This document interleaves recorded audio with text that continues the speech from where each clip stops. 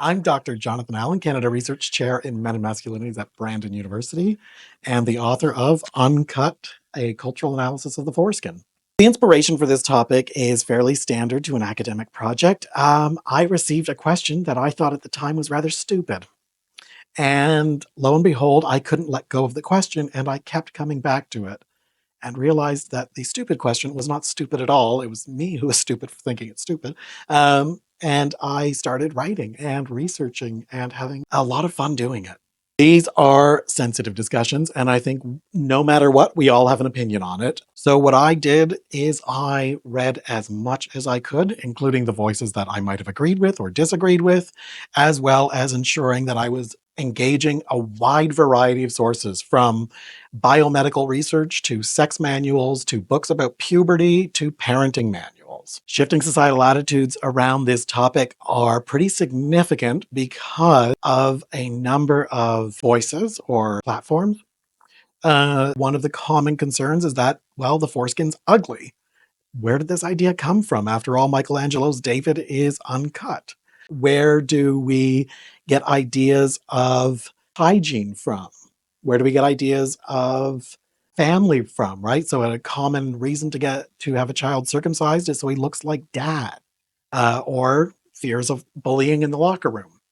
Those fears of bullying in the locker room are certainly changing given the changing natures of circumcision. So in Canada, 35% of young boys are circumcised. That's not where it was in the 1980s, when it was probably closer to 50 or 60%.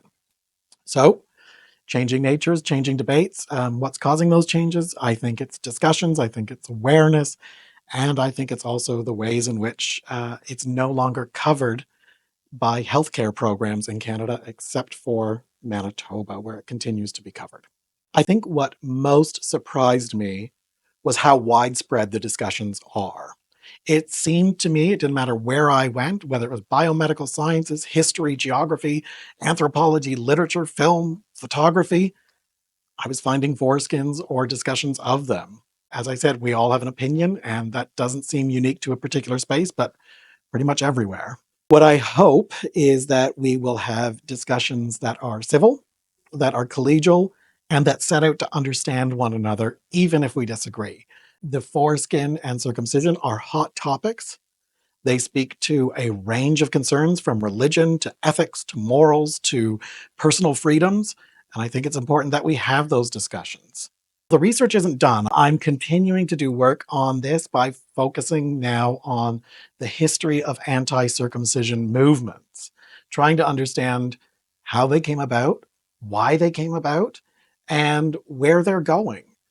What interests me is that this is not a new phenomenon necessarily, but it's also a phenomenon that I think is much more nuanced and much more diverse than it might seem at first blush.